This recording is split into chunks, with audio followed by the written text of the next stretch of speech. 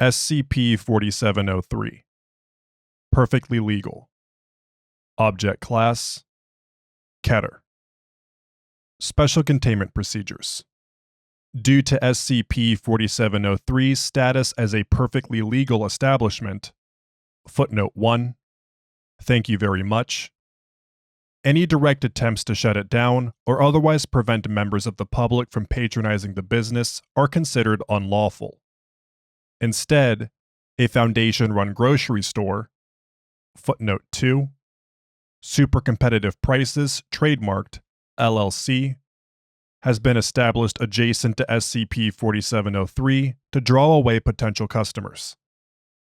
Advertising campaigns showcasing the Foundation's superior products and offers are to be sustained in perpetuity.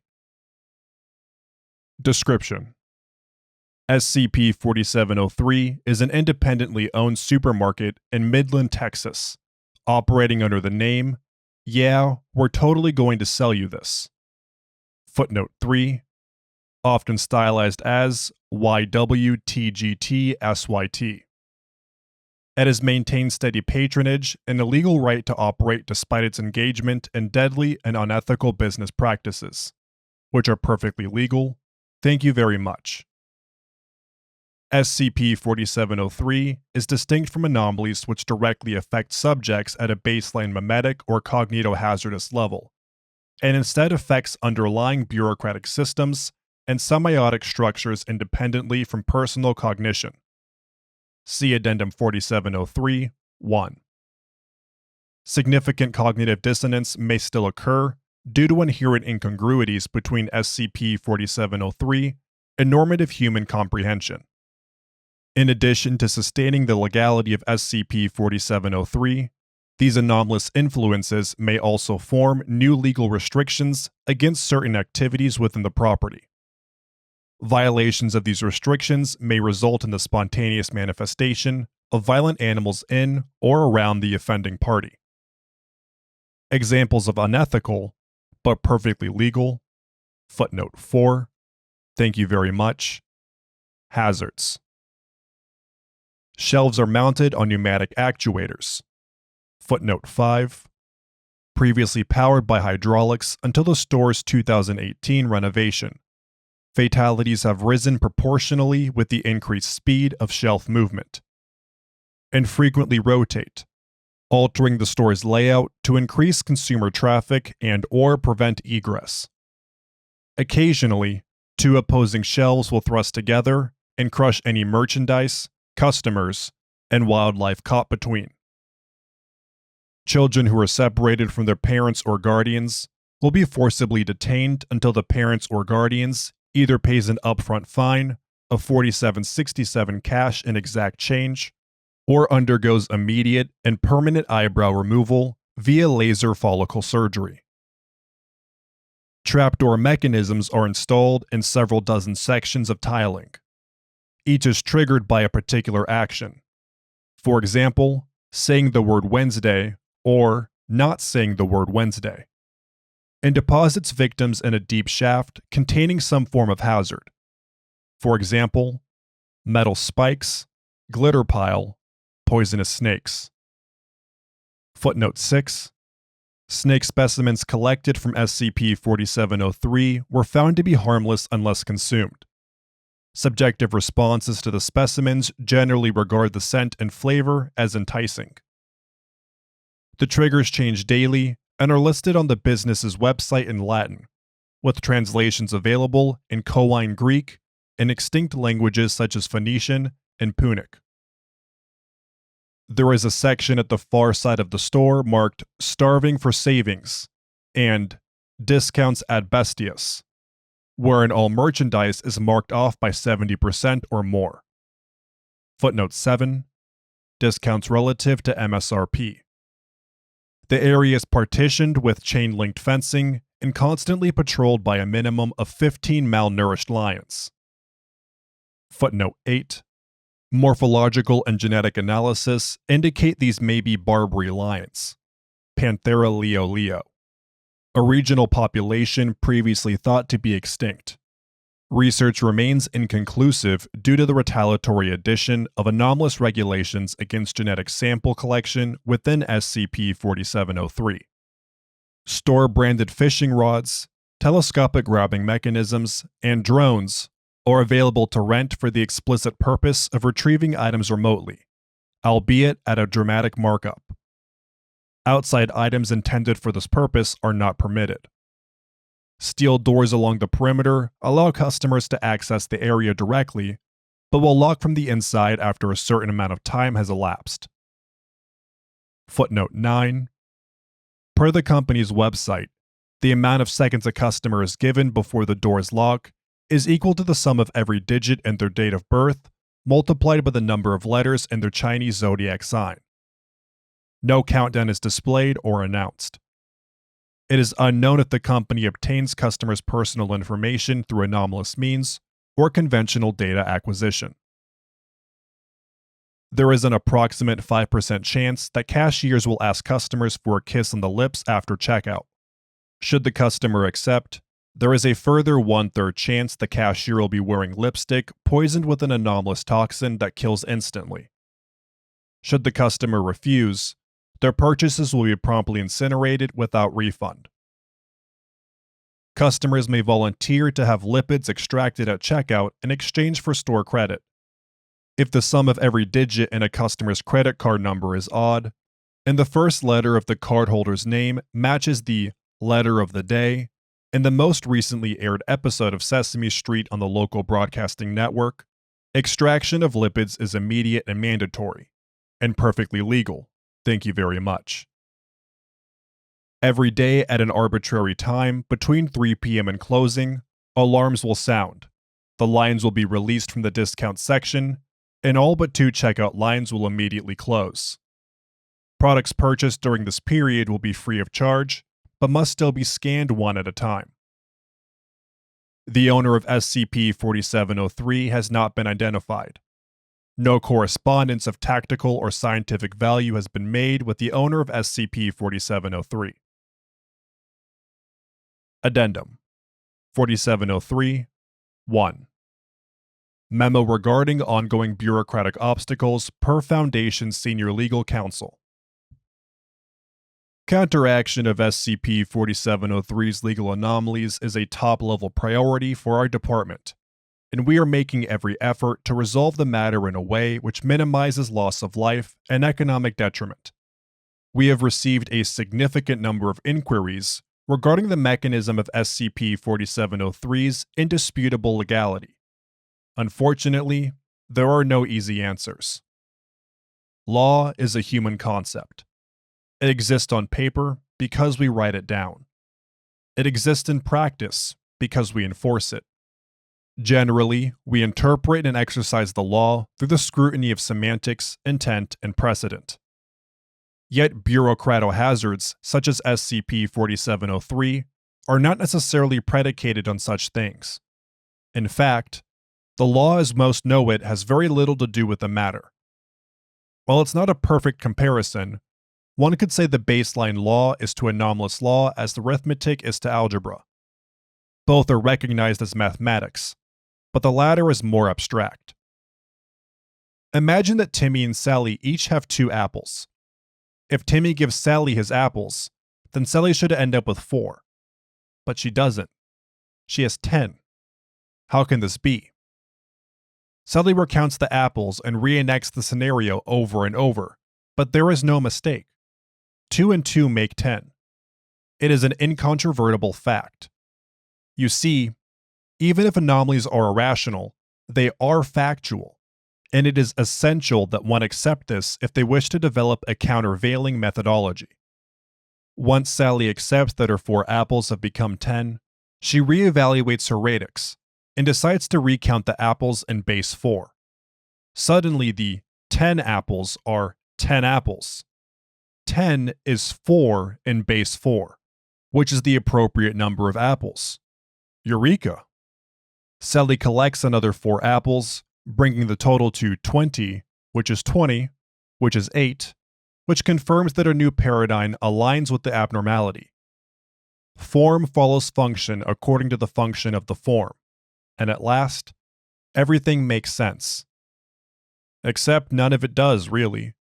A well-behaved reality oughtn't conflate the concrete with the abstract.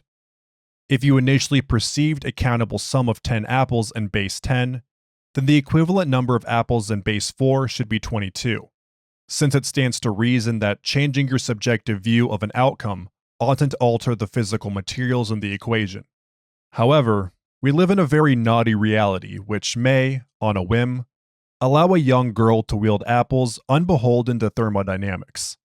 This explanation is inadequate, of course, but hopefully it goes a small way toward helping you understand why the legal department is currently occupied with the comprehensive redrafting of Texas corporate law in a quaternary semiological system.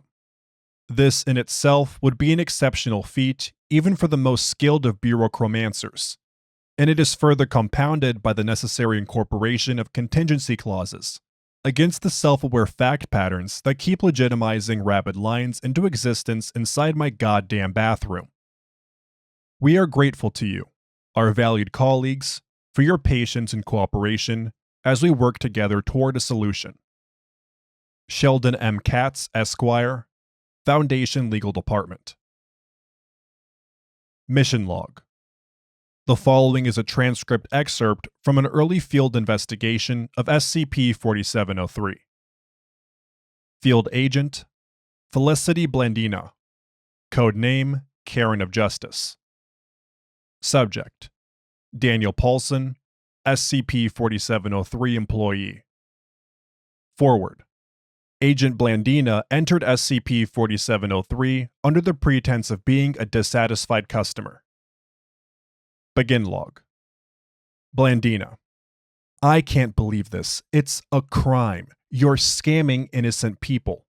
I'm a mother. I'm here for my kids. What do you want me to tell my kids? Paulson. Ma'am, I'm sorry about your kids, but that's just how the offer works. It's perfectly legal. Footnote 10. Thank you very much. No, I don't accept that. You can't do this to me. Let me speak to your manager. I want my discount. I don't think the manager will be able to help, ma'am. Look, it says right here in your coupon. You expect me to read your fine print bullcrap? I have astigmatism. Right here in your coupon, it says offer valid with ritual castration. Now, I can understand that may seem like an issue if you don't have anything to castrate, but for no extra charge, we can schedule a surgery to attach. I'm not leaving here without my discount. Ma'am, please understand. It can take several months to find a compatible donor. Your lanyard's backwards. Turn it around. I want to see your name. My name's Daniel, ma'am. Listen very closely. I want my discount. I'm going to get my discount. If anyone's getting castrated today, it will be you. And all I would need are my purse strings and my bare hands. Do I make myself clear, Daniel? Now, hang on, ma'am. No point in beating the saddle instead of the donkey. I'll talk to the manager and see if we can work something out. I'm going to speak to him myself. Take me to him. Paulson bites his lip, looks around, and pats his thighs. Right. Okay. This way. Paulson takes Agent Blandina to a door near the front of the store. It leads to an unlit stairwell, which takes them to an underground break room. Several hammocks are suspended throughout the room, each occupied by one or more employees.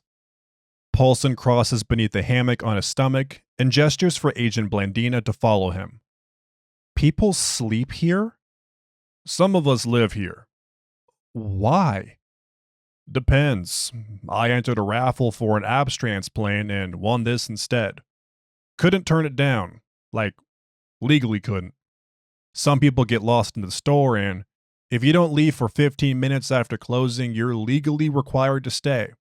I think a year's the minimum, but the benefits are good, so yeah. At the end of the room, Paulson leads Agent Blandina to a dim hall. They pass 12 unmarked doors before reaching the end. He's in here, ma'am. Paulson opens the door at the end of the hall. The room inside resembles a storage unit with metal shelves along the walls. Several large boxes block the far end of the space. Your manager's office is a supply closet? Basically. Paulson activates a pull string light and moves several boxes to reveal an executive office chair in the back of the room. It is turned to face the wall. I really don't think you want to do this. What I want is my discount. Paulson sighs and draws the chair away from the wall. A nude male corpse, presumably mummified, sits in the seat. Its skin appears desiccated and taut, conforming to the shape of its bones. The figure is postured with its arms draped loosely around its stomach and its head bent backwards at a severe angle. The jaw is fully extended, but no teeth are visible. Eyelids are drawn and vacant. This is Mr. Venetia Harspice, our manager. Sorry, I would have told you, but it's against the rules. I feel like I should have expected this. Paulson pats his thighs rhythmically for a few seconds. You can still, make your complaint, and he can pass it on to the owner. I'm not sure how, but he can pass it on and they'll fax us a response. He can hear us? Maybe. He also might be like a telephone, kind of. I'm not really sure. I really don't know. I'm really sorry for the inconvenience. You see, the faxes that the owner sends, they hide them in cereal boxes, so it may take a while to find them. But cereal's all we eat around here because we get a lot of faxes that are really important, so it hopefully won't take too long. And please, rest assured we're trying. David? Me? Explain this, David. Which part? Blandina gestures broadly to the corpse.